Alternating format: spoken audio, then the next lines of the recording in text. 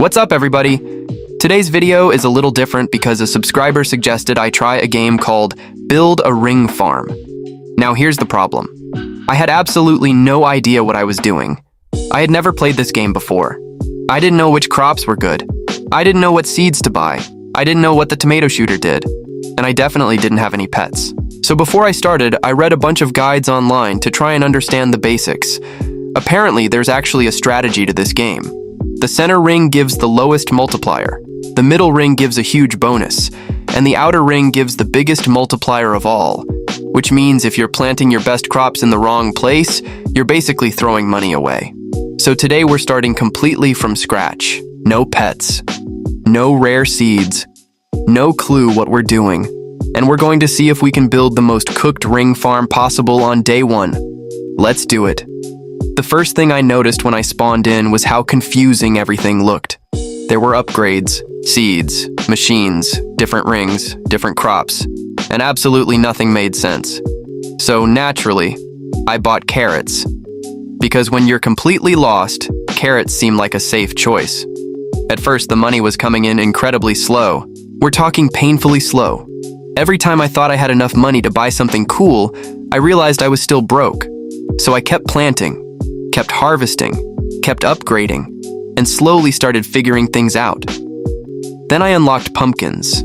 Now I was feeling like a professional farmer, at least until I realized I still had no clue what half the buttons did.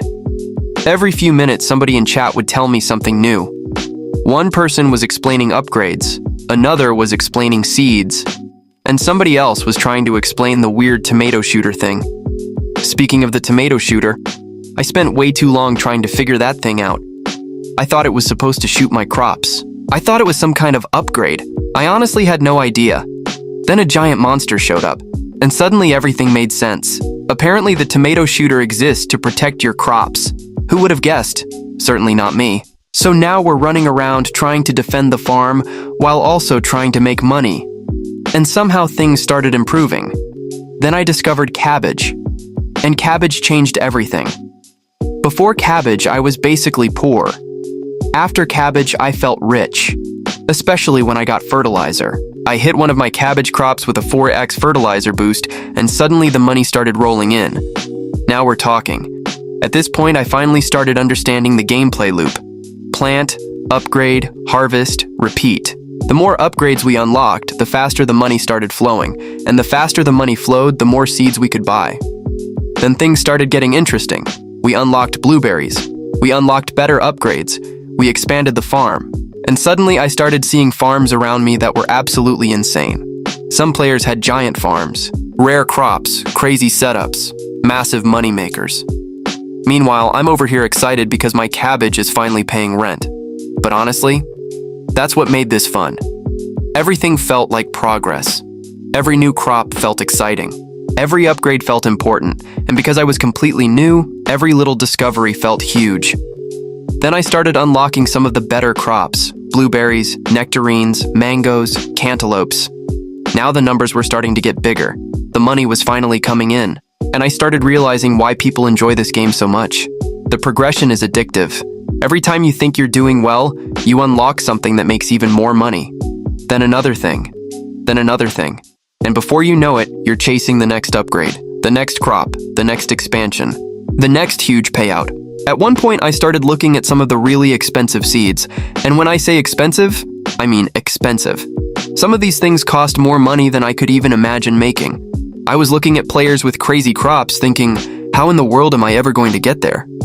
But that's what makes day one fun. You're starting with almost nothing, and every upgrade feels earned.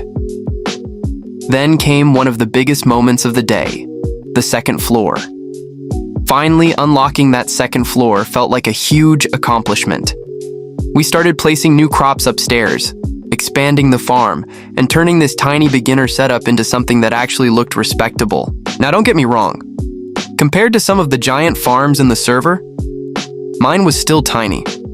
But for day one, I was pretty proud of it. Especially considering I started the session not even knowing what the tomato shooter did. By the end of the stream, we had better crops, a second floor, more upgrades, more money, and a much better understanding of how the game works. But here's the crazy part. I still don't own a single pet. And according to everything I've read, pets are one of the biggest parts of the game. So I think that's going to be our next goal. If you guys want to see day 2, let me know down in the comments. And tell me which pet I should buy first. Should we get a capybara, a copy borrower, something completely different?